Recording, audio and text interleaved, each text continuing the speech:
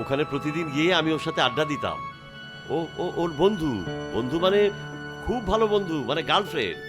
কি যেন নাম বললো, এই যে দেখো দেখো আবার ভুলে গেলাম। ইভানা। ও হ্যাঁ হ্যাঁ হ্যাঁ, ইভানা। কিছুদিন আগে ওই দেশ ছেড়ে এখানে এসেছে।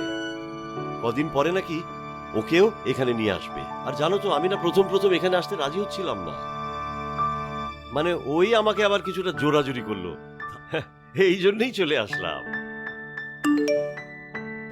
কি মানে SMS পাঠিয়েছে? জি। তোমাকে কিন্তু কষ্ট করে একদিন আমাকে নিয়ে যেতে হবে মেয়েটার সাথে দেখা করাতে। হ্যাঁ, কোনো অসুবিধা নেই, আমি আপনাকে নিয়ে যাব। আচ্ছা ওই ঠিকানাটা মানে কত দূরের? তুমি চেনো? চিনি, খুব বেশি দূরে না, খুব ভালো করেই চিনি।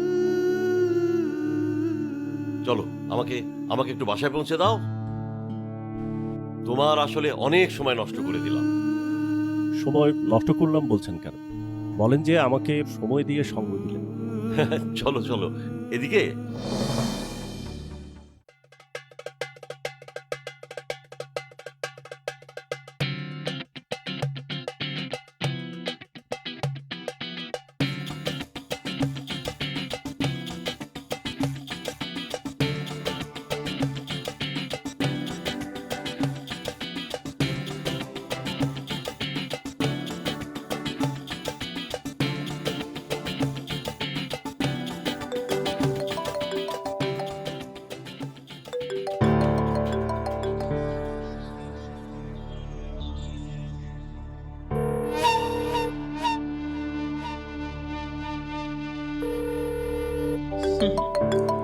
এতদিন পরে তুমি কল করেছো।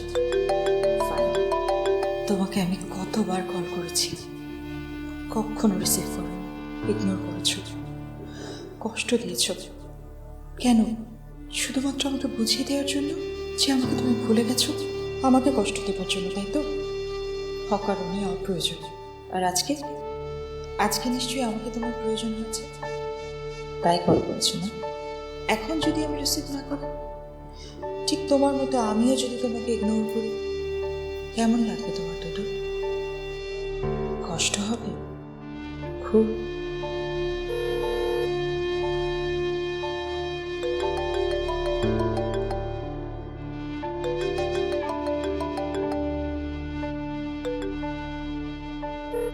Hello hello Meera. এত আকুতি নিয়ে আমার নাম উচ্চারণ করছো কি করে সম্ভব?